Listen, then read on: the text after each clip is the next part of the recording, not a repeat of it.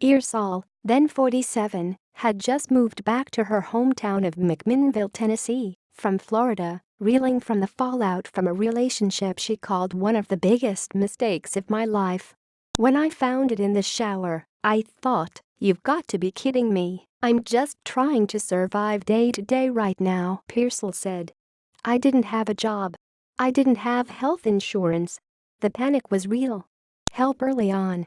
Pearsall had some idea of what battling breast cancer involved. Her mother, Martha Wilson, is an 18-year survivor. She also knew how important early detection and treatment are. So it was while evaluating her options that she learned she was eligible for the Tennessee Department of Health's breast and cervical cancer screening program. Pearsall has since become an advocate for continued funding of early detection and treatment programs and participates in activities for Breast Cancer Awareness Month, which is recognized nationally each October. Funded by the Centers for Disease Control and Prevention's National Breast and Cervical Cancer Early Detection Program, Tennessee's screening program provides clinical breast exams, mammograms, and Pap tests for women whose family incomes are less than a certain level and who don't have insurance to cover the tests. Similar programs are available in all states, 5 U.S. territories and 11 Indian tribes.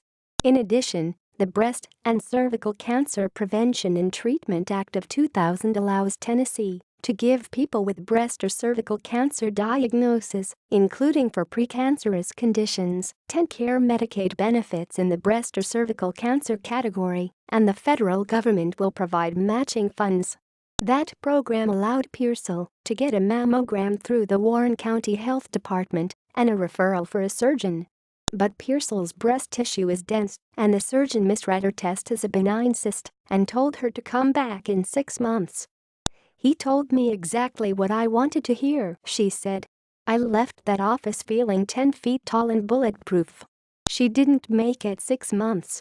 The lump grew in size so rapidly that she returned after 5 months to have it drained and ended up with a surgical biopsy and a diagnosis of stage 3 breast cancer.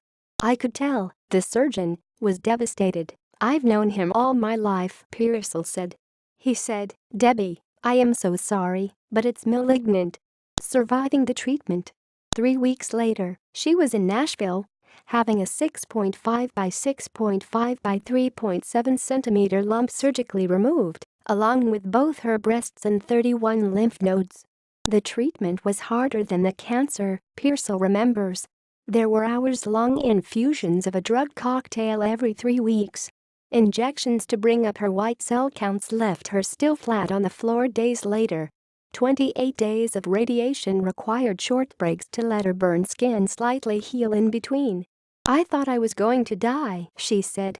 "They tell you what to expect, but they can't really tell you. Unless you experience it, you can't understand it." Then there was Herceptin, a miracle drug, Pearsall said, targeted for her type of aggressive cancer, human epidermal growth factor receptor 2 positive. HER2+ cancer feeds on estrogen, grows quickly and is likely to spread. Pearsall's already had grown tentacles at the time of her surgery. As Pearsall was undergoing cancer treatment, her father, who had chronic obstructive pulmonary disorder, was declining.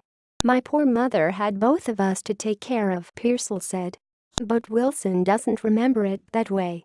She helped us get through it, and we helped her get through it," Wilson said. "She went through so much, and she stayed strong. She's the strongest person I know. She helped me with her dad. She'd get back on her feet, and we'd just do whatever we had to."